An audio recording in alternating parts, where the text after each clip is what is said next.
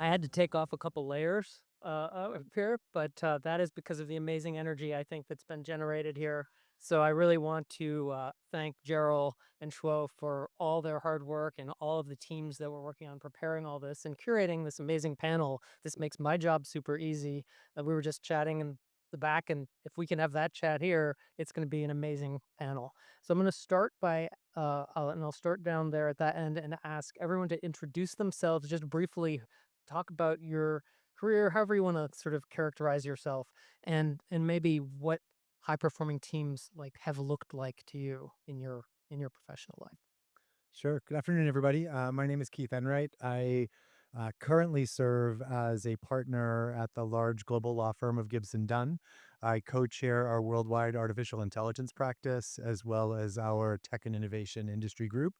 I've only been doing that for about a year, so I'm sort of cosplaying being a large law firm lawyer. It is not the thing that comes most naturally to me. Before that, for about 14 years, I was at Google, where I served as the chief privacy officer and I led privacy and consumer protection for Google and Alphabet worldwide. In terms of high performing teams, it'll be a long conversation. We'll get into it. I did a bunch of startups right out of school. So I think I learned a bit about those early hiring decisions, sort of learned mostly by trial and error, mostly error. And then I went through a lot of large, highly matrixed organizations. So learned to navigate bureaucracies, lots of interesting things about the different kinds of skill sets that you learn when you're trying to navigate the middle of an organization as opposed to the top of the bottom. And then, of course, at Google, right? Google had a culture that I think is famous, and fueled much of the company's incredible success. So I think I learned a great deal there. And then I will say, the reason I'd actively avoided going to large law firms for my entire career was because they were notorious for having horrible, sharp elbow cultures. And the only way that Gibson Dunn got me to join the firm was by convincing me it's not that. Like it was, they had no interest in hiring people that were not going to have a deep and obvious respect for their colleagues, and an incredibly collaborative environment with a bunch of unique features that we can talk to if folks are interested. All right, I'll go next. It's wonderful to see you all here. I'm Casey. I'm right now at Roblox, where I have an interesting role that brings people and systems together. But this is the first time I've been in the people side of the role. So I think of myself as a fake people person. But you'll find this out as we go forward in this discussion. Prior to Roblox, I was at Google, similar to Keith. And then prior to that, I was at Palantir for 5 years. So we can talk about some fun stories around that. And prior to that, I was at Facebook before it changed its name to Meta. And those were the early days. And that was a bunch of fun building a company as well. There's a lot prior to that, but then I'll start dating myself. So I'll stop there. High performing teams, there are multiple aspects. I'm sure we're going to have a fun conversation, but maybe I'll just start with one element, which I think is the foundation. The foundation is deep trust. So we'll unpack this some more, but let me turn it over to Esther. Well, it's kind of exciting to see that these two people were also at Google. So, I'll give it, since you started at the beginning, I'm going to start. I was a student here at Berkeley. Uh, wait, yes, I have 3 degrees. I have my bachelor's degree, I have a master's degree in journalism, and a master's degree in education. So I'm really, and I never wanted to leave, by the way. I just would have been a perpetual student if I could have. Anyway, I did move to the place across the bay, Stanford. So, the big game is coming and I never know what to do. It's always a little bit difficult. So I started teaching at Palo Alto High School in 1984. That was probably, when your parents were in diapers. And I started with a program, a journalism program that had 20 kids in it. And I built that program from 20 kids to the largest media program in the United States today.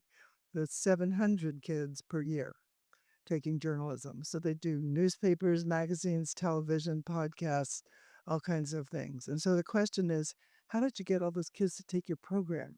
How did they? It's an elective. So it's the culture.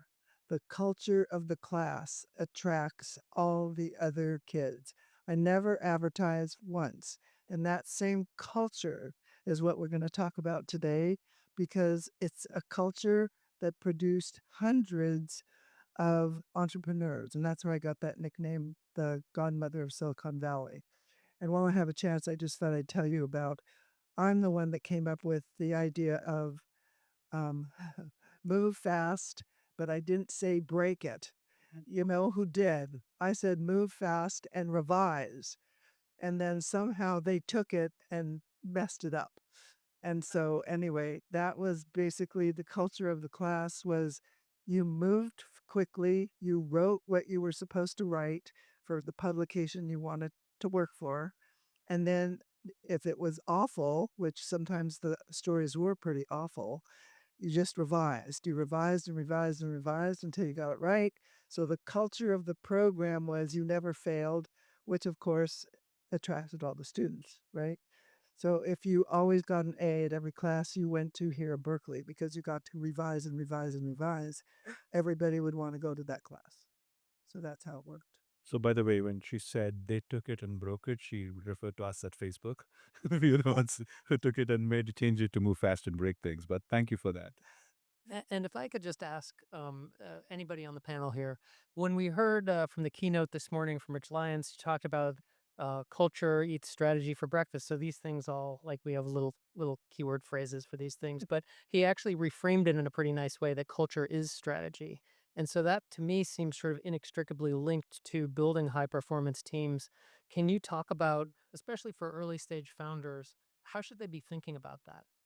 I mean, the only thing I would say, just sort of set it up, and this might be a tired phrase for folks in the room, but at Google, there was this pervasive signal of psychological safety, which I do think, especially in the early days of incredible innovation, that was one of the things that enabled incredible things to happen, right? When, to Esther's point, many of the greatest things that happened in my time there inside of the legal organization, as well as in the product organizations, were because there was a very high level of confidence that the organization was hiring well.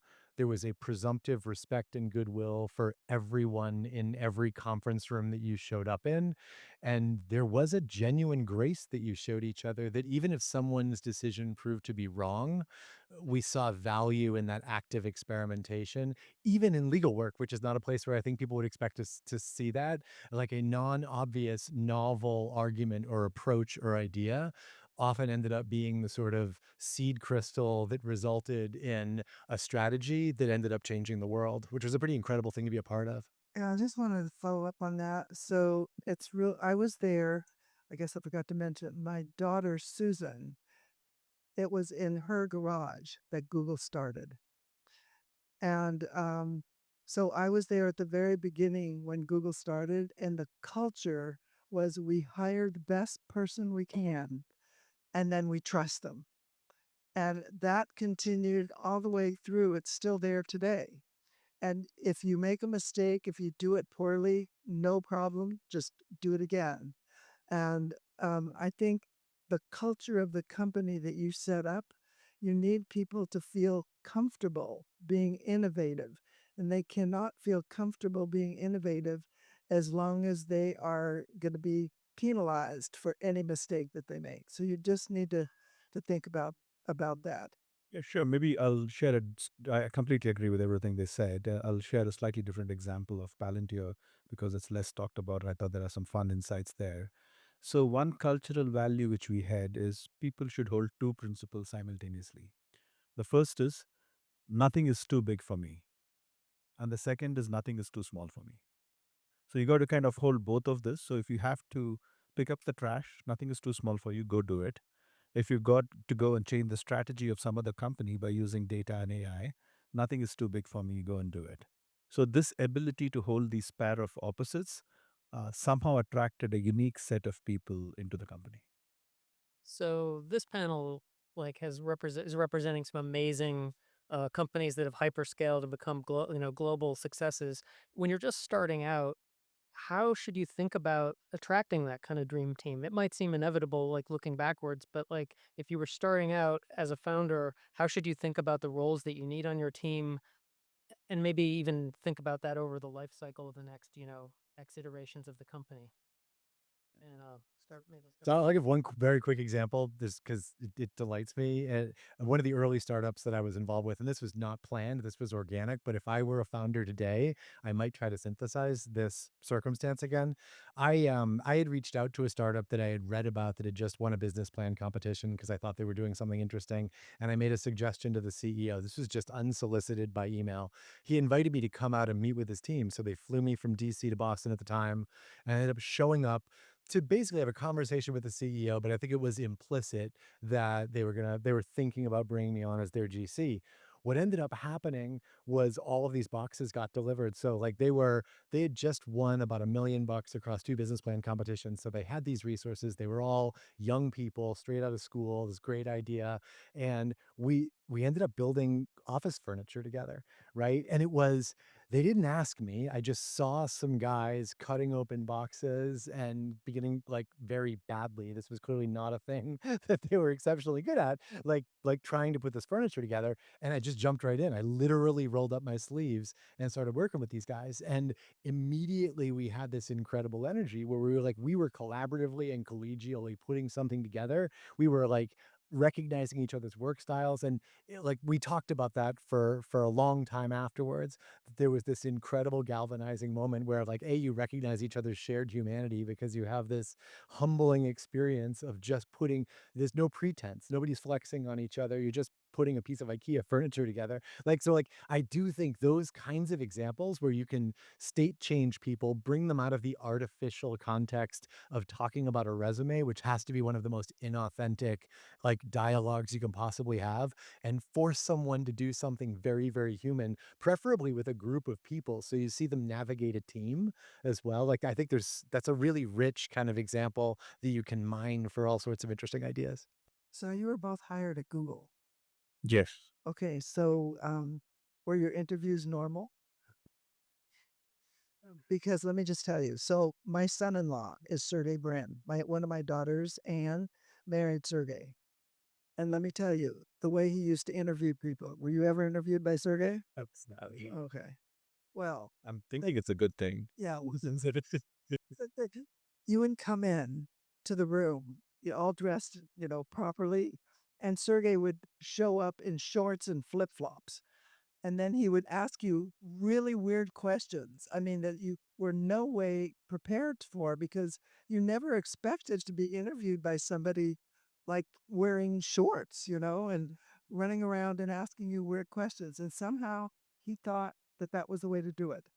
I'm sure you must have heard these stories. Sergey did show up. I was hosting Senator Al Franken, and Sergey walked in a full yellow spandex bodysuit, sat down at the table. So your story rings very true. So, when you are getting ready to hire somebody, it is good if you could throw them off balance just a little bit, and do something that they don't expect at all, and then ask them a question or two and see how they respond, you know. Past performance is not a guarantee of future results.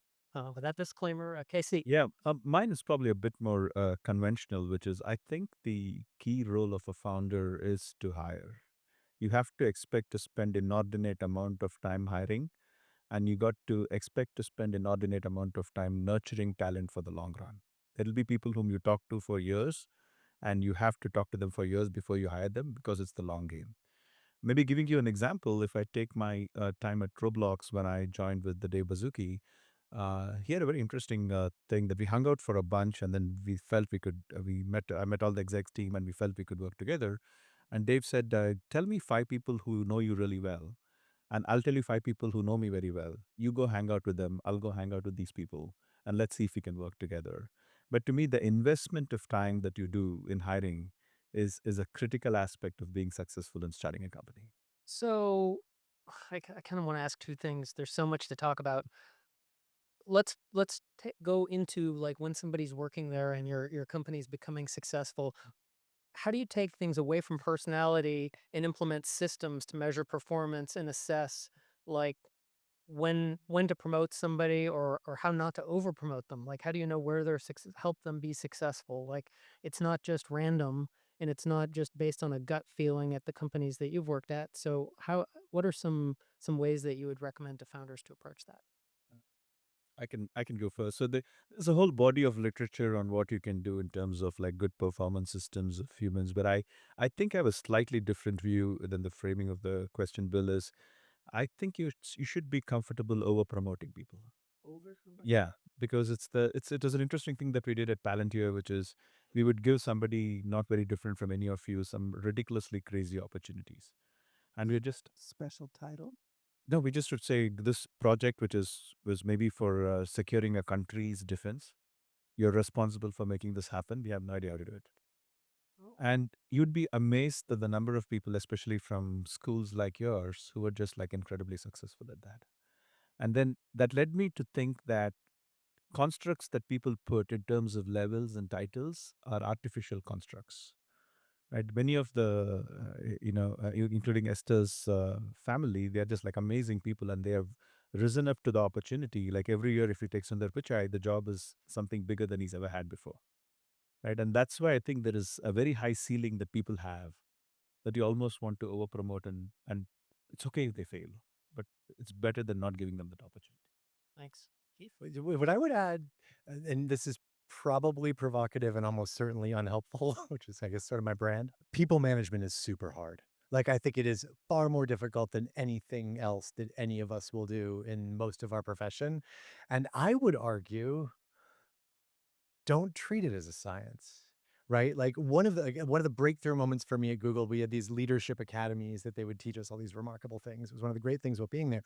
One concept that they really drilled into us as senior leaders was the difference between complicated problems and complex problems. And complex problems are problems that are intrinsically unsolvable. They are problems that are dynamic, that they involve sort of the multivariable problems. Human management of teams, especially dynamic change that are changing over time. Like, I think the best leaders that I've ever encountered are ones, again, coming back to Esther's opening point, like they show themselves the grace that they might not get it right every time. So experimenting, giving potential leaders stretch goals, giving them the authority and the runway to do things that maybe exceed the capabilities they've demonstrated to date, but recognizing that it might not work out, and then having the moral courage to roll it back and to make changes, to have the hard conversation and suggest that particular opportunity might not be the appropriate next level for you. Like, we'll figure out something else.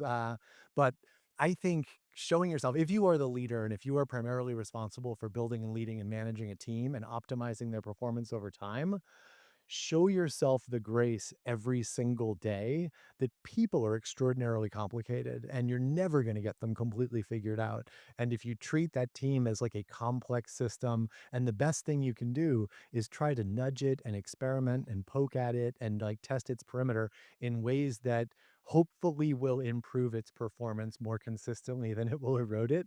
And if you're doing that and you're trending in the right way over time, then you're probably a pretty good leader. All right. Well, we'll go to Esther, but think of your questions because I'm going to come to you next. So I would like to recommend that everyone buy this book called Measure What Matters by John Doerr. It's a Bible for people in Silicon Valley. He is one of the most successful entrepreneurs in the country, in the world, probably. Measure What Matters. Secondly, I have this acronym that I used in my classes and I use in my whenever I'm working in companies, and it's called TRICK. And TRICK stands for trust.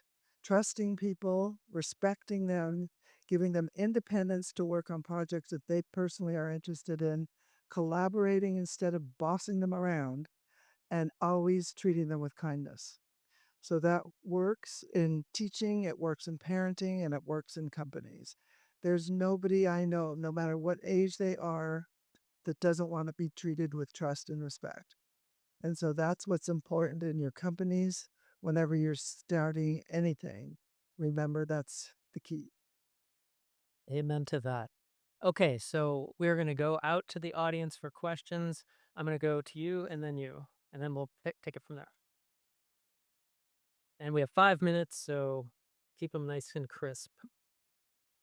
Hi, I'm Victor, and as a founder, I know that one of the better ways of leading is providing context to let your people take the best decisions.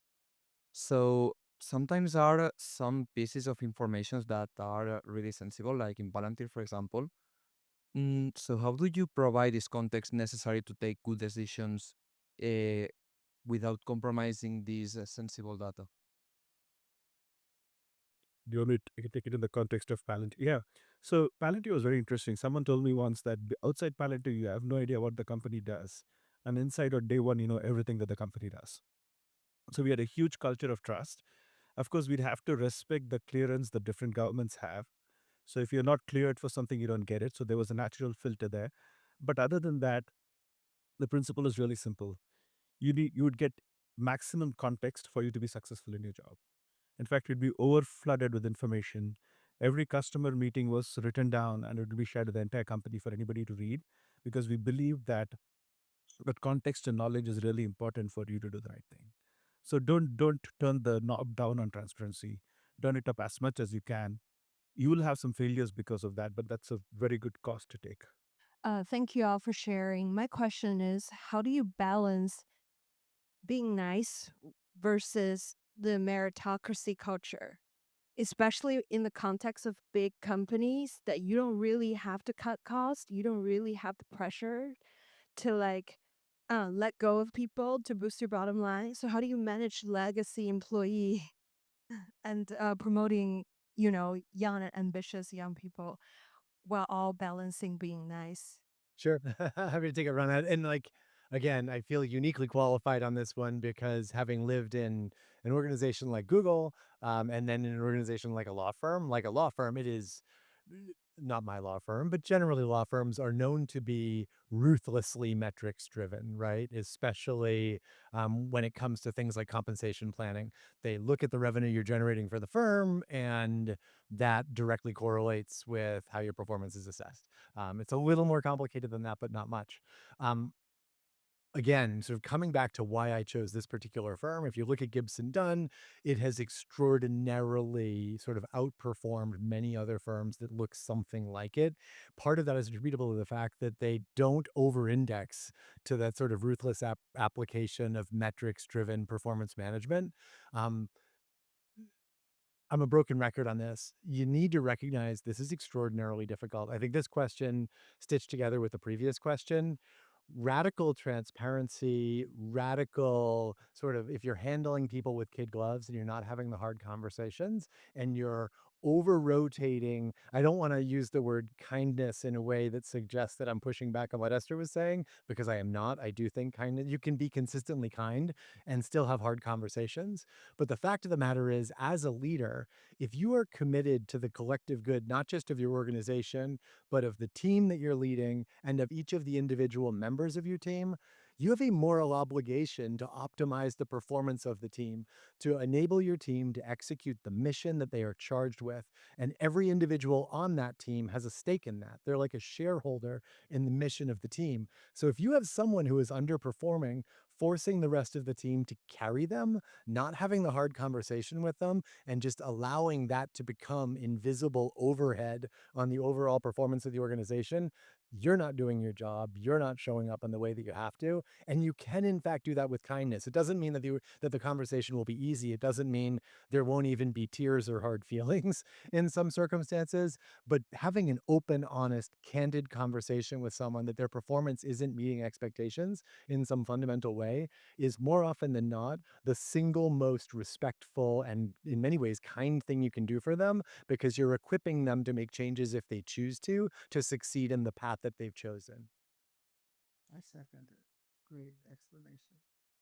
I really like the distinction between nice and kind, and you can't be kind if you're not being clear. And I think clarity is something that every founder should be striving for. And all the talks we've heard today are about getting to clarity in every dimension of the business. Round of applause. Thank you so much, Chief Casey, Esther, and Bill.